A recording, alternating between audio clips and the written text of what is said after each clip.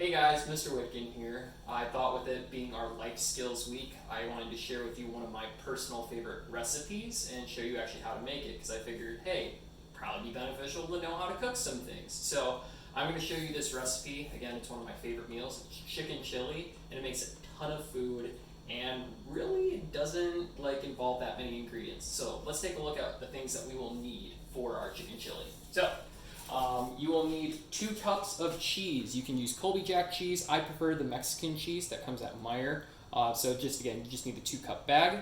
You'll need 1 to 2 teaspoons of ground cumin, depending on how spicy you like it. I usually do like 1.5-ish. You'll need 1 jar of ChiChi's salsa. I prefer the medium and the thick and chunky because we're making chili, so I like it a little bit thicker and not as soupy. You'll need 1 giant jar here of Randall's Great Northern White Beans. Again, that kind of adds to our chili. As far as chicken goes, you can use chicken breast or chicken tenderloins. I've done a little bit of a combination of both because I actually ran out of chicken breast, but typically you'll just need about a plateful worth of chicken, but add as much or as little as you'll need. You'll also need a sharp knife, obviously, to cut up that chicken because we're going to have to cook that chicken before we throw it in our chili. A good cutting board. And then, last but not least, you'll need a pot and a good spoon for stirring and a frying pan and a spatula. So, basically, let's get started with cooking. Alright, step 1, guys. What we're going to do is we're going to actually thaw out our chicken a little bit here. We don't want to, completely be thawed because we want to leave it a little bit frozen. It actually makes it easier to chop up when we're cutting it. So we're going to put this in the microwave for about 1 to 2-ish minutes.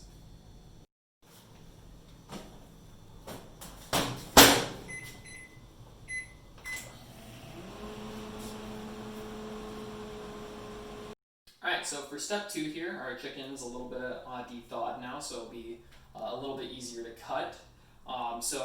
Before we get into cutting up our chicken, we just need to make sure that we take some precautions as far as cutting stuff because obviously knives are sharp. We want to make sure that we're using proper cutting techniques. So number 1, when you're walking around the kitchen, never walk with a knife like this. If anything, actually keep it down to your side here so that way you don't cut anyone. But when you go into cutting something, whether it be chicken or vegetables or something else, a lot of people think you hold the knife like this and you chop like that.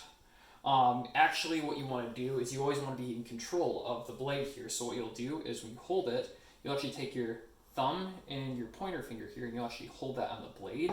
And so that way you hold it, you're always in control of the blade here too.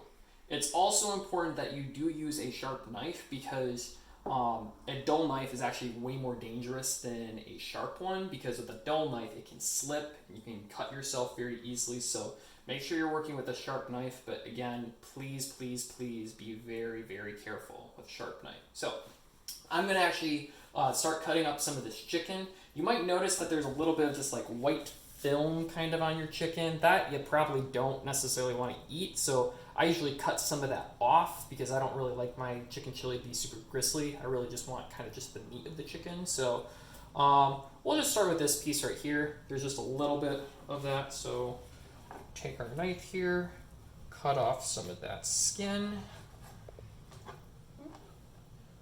Do the same here. Again, exercising precaution because better to go slowly so that way you don't get hurt at all. And the nice part is your plate can kind of double as just an area to put your skin once you're done. And then we're going to essentially kind of cube this. So, alright, so first thing I'm going to do here is I'm just going to cut through just like that. Get a nice cut there on the inside. We do have a little bit of that filmy stuff on the inside here. And if you have a little bit of that, it's not going to hurt you at all to eat that, but I just personally don't necessarily want to have that in my chicken chili necessarily. So I'm just going to cut some of that out. There we go. And cut. And then I just like to lay my chicken flat here. And I just kind of do like a rocking motion. So if you can see here, I'm just rocking it, rock it. And honestly, this is how you see a lot of chefs, when they cook, they're actually able to go like really fast. So it might look like they're going like boom, boom, boom, boom, boom, but they're actually just like rocking it really fast, and they're so trained. Another thing, especially when I'm cutting my chicken here, I'm always making sure to keep my hand like this. I think this is what's known as the claw grip. And essentially what happens is if I'm cutting something with my knife, it almost will hit my knuckles here, and that way the tips of my fingers are never in danger of being cut. So you kind of use the claw grip here, so that way you hold your thing in place so it doesn't slide around. And then that way, again, you don't put your fingers in danger of cooking. So you can cut your pieces of chicken as big or as small as you'd like. So I'll just finish up this second piece. Just make sure, again, we got a little bit of this in here. Alright, so for step 3 here, we've cut up all of our chicken and we're going to put it into our frying pan here. And then basically we're going to cook our chicken. I'm going to light our stove. And then I usually cook it on like medium-high to medium heat. And then you're going to want to wait till all the chicken is white. I usually cook my chicken, I probably like overcook my chicken just a little bit. I wait till it just gets like a little bit of brown. Not too much, but just a little bit, because chicken's definitely one of those meats that you are better off overcooking than undercooking because of like salmonella and stuff. So if it turns white, it's very close to being done. But again, like you'll see in the video when we get to like what I would consider like good cooking chicken temperature. Alright, so while our chicken is cooking, we're going to move on to step 4, and basically we are just going to dump all of our other ingredients into our pot here. So we're going to start with our beans, our great white beans. And I know that there's like a liquid in there. Trust me, you do want to keep that. And we're going to literally just dump that all into our pot here. Get every last little bit.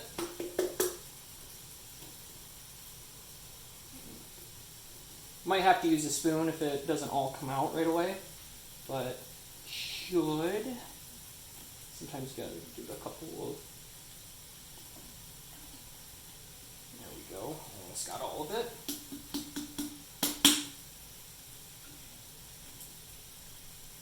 There we go. That's the last little bit. And as you can see with that jar of beans, it's a lot of beans actually in there too.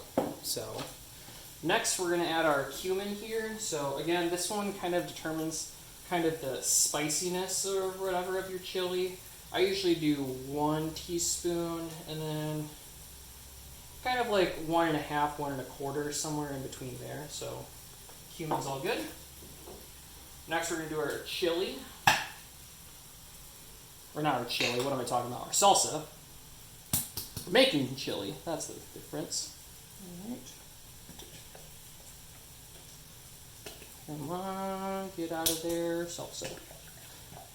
But again, the reason why I like using the chunky salsa compared to other salsa is you definitely have a lot more of the tomatoes, like actually like kind of like chunks of tomatoes, and a lot more of the peppers as well. So that's why I prefer chunky over your typical one. And then last but not least, you're going to add your cheese here. So again, this is 2 cups of cheese. If you're like Mr. Witgen, I love cheese, so I might even add another 1/2 cup or maybe even another full cup of cheese. And yeah, basically we're going to have all of our ingredients here kind of just compiled together. Alright, so as you can see, our chicken is getting pretty close to almost being done cooked here. So while we're still waiting for that, we're going to move on to step 5. So you've mixed all of your ingredients together. You'll have this lovely cheese, bean, and salsa kind of mixed together. So what we're going to do is we're going to cook this on medium to medium-high heat. We want to keep an eye on it to make sure that everything's melting, because you don't want all the cheese melted to it on the bottom. So we're actually put a cover on it. We'll kind of check it, stir it periodically, so again everything kind of gets mixed. And then once our chicken here is done and cooked, we're going to throw that in. Alright, so as you can see how there's like little bits of kind of brown markings on our chicken here? I'd say that that's pretty good to go. Again, the big thing you want to make sure with chicken is that there's no pink when you're cooking it. So again, it should look kind of close to this by the time it's good to go. So what we're going to do is basically we're going to add our cooked chicken now to our chili, and basically now it's just going to be a waiting game of once everything melts and everything's combined together. So we'll just add that in here. And be careful too, because your pan will still be pretty hot here. And then I'll just set that off to the side. And then again, we'll just stir that in. And then we're gonna just keep an eye on our chili. As you can see, it's kind of starting to thicken a little bit more. Some of that cheese is starting to melt.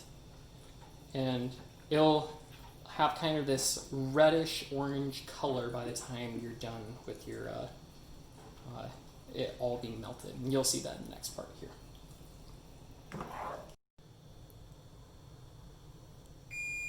Alright, so our timer has gone off here, or I could mess it up, well, whatever. Alright, so we've been cooking it on medium heat for about 10 minutes, and we turned it down to medium-low for about 3 minutes here, so let's take a look at kind of how our chili looks. Ooh, that's looking good. And we'll just give it a nice little stir here, just to make sure everything is kind of gotten through, because we don't want stuff stuck to the bottom, because that's a nightmare to clean, but as you can see, you got this nice looking chili going on here. So, and once you cool it down, the chili here will actually thicken up a little bit more, but as you can see, it's good to go to serve. Alright, so now we're on to our final step, probably the most important one, is our taste test here. So, typically the way I eat my chicken chili is I serve it with nacho chips. So I just take a scoop, put some on the chip there. It's going to be really hot. Let's actually make sure we get some of our chicken. There we go. Oop. Here's some of our chicken in there. So it's going to be real hot. So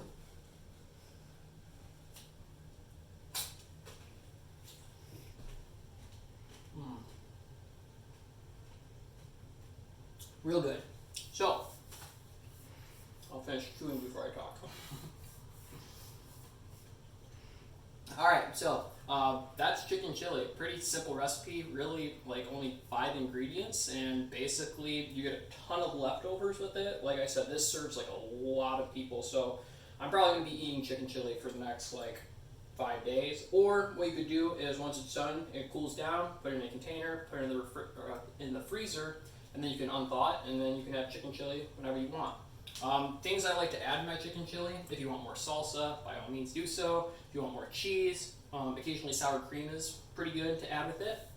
And then, like I said, you can either eat it with nacho chips, or once the leftovers, like I said, have cooled down, one of the other ways I prefer eating it too is eating just in a tortilla. I know it's a little bit more messy, but it's definitely delicious. So I'm hoping you guys loved learning about how to make this food, and try it out for yourselves. Let me know.